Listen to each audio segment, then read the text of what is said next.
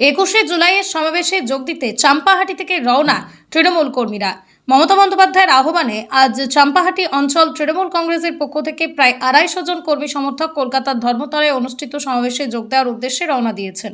দলীয় সূত্রের দাবি, মহামান্য আদালতের নির্দেশ অনুযায়ী সীমিত সংখ্যক কর্মী সমর্থক নিয়ে সমাবেশে অংশগ্রহণের সিদ্ধান্ত নেওয়া হয়েছে।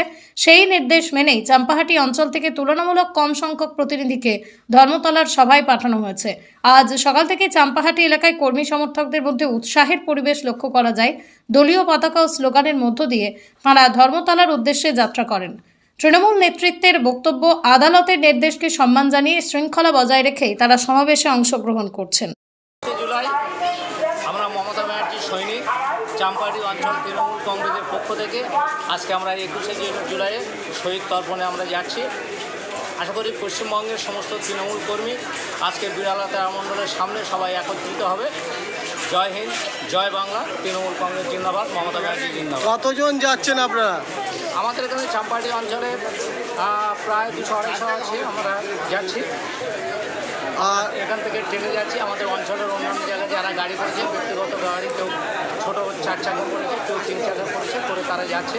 যেহেতু আমাদের একটা এখানে লিমিটেড করে দিয়েছে আমাদের জনসংখ্যার ক্ষেত্রে হাইকোর্ট থেকে, যার জন্য আমরা বেশি লোক নিয়ে যেতে পারছি না। কিন্তু আমরা বারণ করার সত্ত্বেও আমাদের তৃণমূল কংগ্রেসের কর্মী তারা সক্রিয়ভাবে নিজের ব্যক্তিগত প্রচেষ্টা তারা এখানে যাচ্ছে। আজকে জনসমুদ্র দেখা দেবে আজকে।